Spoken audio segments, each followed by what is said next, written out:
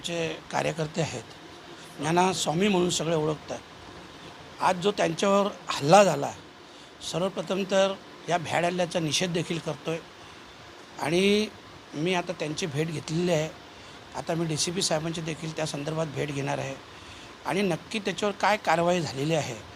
कारण ह्या जरी आत्ताच्या 2 घटना असल्या तरी अशा अनेक घटना ज्यांचे गुन्हे देखील दाखल झाले नाही. कारण ते केंद्रीय मंत्री असल्यामुळं कपिल पाटील किंवा त्यांचा पुतण्या सुमित पाटील यांनी अशा अनेक कार्यकर्त्यांना घरातून उचलून नेणे, कार्यालयात मारहाण करणे, या घटना देखील या अगोदर अनेक झालेल्या आहेत. परंतु भीतीपोटी अनेक वेळा कोणीही त्यांच्या विरोधात तक्रार दाखल केलेली नाही. परंतु आत्ता जी घटना घडली आहे याची नक्कीच दखल घेतली जाईल.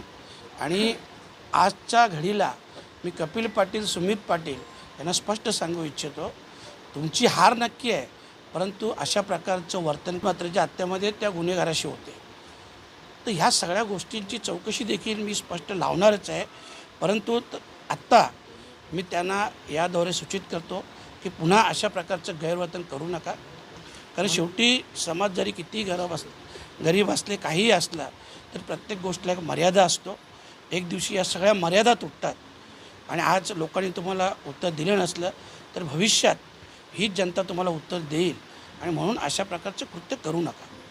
एक मोठी गोष्ट केली मामा की मनोज म्हात्रे हत्या प्रकरणामध्ये याचा हात असू शकतो. नाही, असू शकतो नाही, मी एकदम जबाबदारीने बोलतो. तो जेव्हा म्हणजे खून झाला मनोज म्हात्रे साहेबांचा, त्यावेळेस त्या गुन्हेगाराशी अनेक वेळा कॉल हे सुमित पाटलांचे आहेत. त्याची पुन्हा एकदा चौकशी मी लावणारच आहे, हेही तुम्हाला सांगतो. आणि त्या बाबतीत जो असेल तो सोक्षमोक्ष होऊन जाईल. आणि माझा पोलीस दलावर पूर्ण विश्वास आहे का पोलीस दल हे सगळं काम चोखपणे करतील.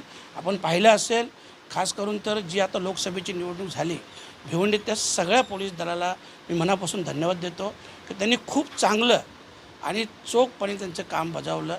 आणि माझा विश्वास आहे याही केसमध्ये किंवा अनेक विषयात ज्यांना आपण वाचा फोडण्याचा प्रयत्न करू, नक्कीच पोलीस दखल घेतील आणि माझा विश्वास आहे.